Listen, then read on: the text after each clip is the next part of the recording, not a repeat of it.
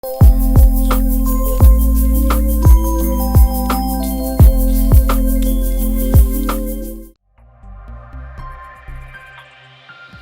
Aesthetic hair transplant centre, hydra white treatment, جلد کی دلکشی اور نکھار کا ابتدائی علاج، نامور aesthetic consultant doctor Hanif Saeed کی زیر نگرانی۔ Pakistan aesthetic hair transplant centre, جہاں خوبصورتی بولتی ہے۔ فون 0341 000 6060 0345 210 5338۔ السلام علیکم ورحمۃ اللہ وبرکاتہ۔ میں ہوں سراج الدین امجدی۔ ہندوستان کی برق پر پاک فوج اور پاکستان کے عوام کی نمائندہ قومی سلامتی کا دبنگ اعلان، پانی روکنے کا اقدام جنگ تصور ہوگا۔ عالمی ادارہ صحت نے وبائی امراض کو دنیا میں زندگیوں کے لیے خطرہ قرار دے دیا، جبکہ اقوام متحدہ نے کہا ہے کہ غزہ میں بے گھر خاندانوں کو صحت عامہ کے بڑھتے ہوئے بحران کا سامنا ہے۔ ضلع ہسپتال کراچی میں محکمہ صحت سندھ کے حکم کے خلاف پروفیسر شاہد رسول کے حامیوں کی جانب سے بغاوت۔ سندھ سروسز ہسپتال کراچی میں لاقانونیت کے لیے خواتین افسروں میں اکھاڑ پچھاڑ۔ ملک کے 11 حاجی کیمپوں میں عازمین حجاج کے لیے حفاظتی ویکسین کی ترسیل کا عمل شروع ہو گیا۔ جن ناظرین نے اب تک چینل کو لائک اور سبسکرائب نہیں کیا، وہ صحت کے سرکاری اور نجی شعبے میں اگر ظلم و ناانصافیوں کے خلاف مظلوم مریضوں، طبی اور نیم طبی ملازمین کی آواز کا حصہ بننا چاہتے ہیں تو پہلے چینل کو سبسکرائب اور لائک ضرور فرما لیں۔ جن دوستوں نے چینل کو سبسکرائب اور لائک کر لیا، تہ دل سے ان کا شکریہ۔ ناظرین کرام، پاکستان نے بھارت کے لیے اپنی فضائی حدود بند کر دی، ہر طرح کی تجارت ختم۔ بھارتی ثقافت کو بھی پاکستان سے باہر نکالنے کی اشد ضرورت ہے۔ عالمی ادارہ صحت کے سربراہ ٹینڈر روس نے کہا ہے کہ گزشتہ 5 اشروں میں ویکسین سے 150 ملین سے زائد لوگوں کی جانیں بچائی جا سکی ہیں۔ مزید بڑھتے ہوئے وبائی امراض تمام دنیا میں زندگیوں کو خطرے سے دوچار کر رہے ہیں۔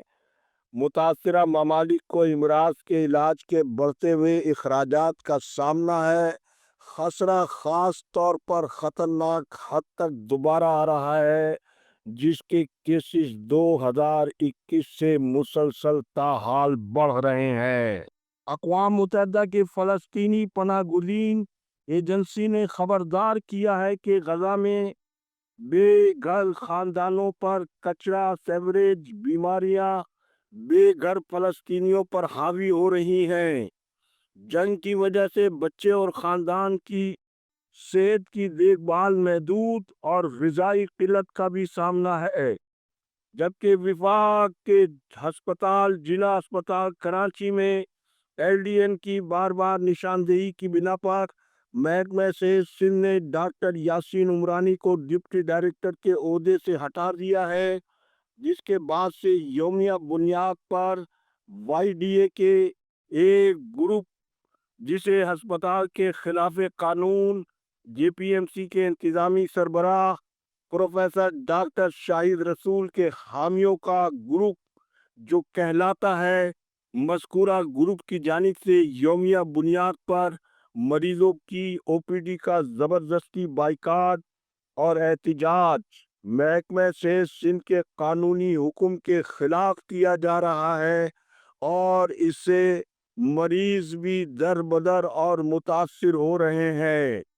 واضح رہے کہ ڈاکٹر یاسین عمرانی گریڈ 17 کے میڈیکل افسر ہونے کے علاوہ 18 گریڈ میں ترقی پانے کے باوجود جناح اسپتال میں اسامی نہ ہونے کے باوجود پروفیسر شاہد رسول کی سرپرستی میں خود ساختہ ڈپٹی ڈائریکٹر کی اسامی انجوائے کر رہے تھے، اور ہسپتال میں رشوت کا انہوں نے بازار گرم کر رکھا تھا، جس کا مستند ثبوت آمدنی سے زائد اثاثہ جات اور ہسپتال میں ایف سی پی ایس کے داخلوں میں ان کی کھلی رشوت خوری کوئی راز نہیں ہے۔ تاہم محکمہ صحت نے ایل ڈی این کی بار بار نشاندہی کے بعد ڈاکٹر یاسین عمرانی کو باقاعدہ ڈپٹی ڈائریکٹر کے عہدے سے تو ہٹا دیا ہے، لیکن گزشتہ روز ینگ ڈاکٹرز ایسوسی ایشن کے ایک دوسرے گروپ اور ان دونوں گروپوں میں او پی ڈی کے بائیکاٹ اور نہ بائیکاٹ کے معاملے پر تصادم نے پروفیسر شاہد رسول اور ان کے حامی گروپ جس کے روح رواں ڈاکٹر یاسین عمرانی ہے، وہ محکمہ صحت کو شاہد رسول کی در پردہ حمایت کی بنا پر او پی ڈی بائیکاٹ اور بے جا احتجاج کے ذریعے محکمہ صحت سندھ کو مسلسل بلیک میل کر کے اپنے من مانے عہدے پر بحال ہونے کے لیے جنا اسپتال کو انہوں نے سیاسی اکھاڑا بنا کر رکھ دیا ہے۔ پہلے آپ ہماری اسکرین پر اس بے جا احتجاج کی فوٹیج بھی ملاحظہ فرمائیں۔ جی ہے وہ کل کا جو ہے وہ برائٹنگ اسٹار بنے، نہ کہ اس پہ ایف آئی آر ہوں۔ مجھے آپ ایک بات بتائیں، مطلب کوئی اس نے کیا کام کیا؟ ایک بیڈ پرووائڈ کرنا کس کا کام ہے؟ This is the responsibility of the executive director, not Abdullah Bangalani, not sir Umar Sultan یا کسی کی بھی نہیں ہے۔ بیڈ کی اویلیبلٹی، میڈیسن کی اویلیبلٹی ڈائریکٹر کے ذمہ میں آتی ہے، ہمارے ذمہ میں نہیں آتی۔ ایک مجرم کی طرح آپ نے دیکھا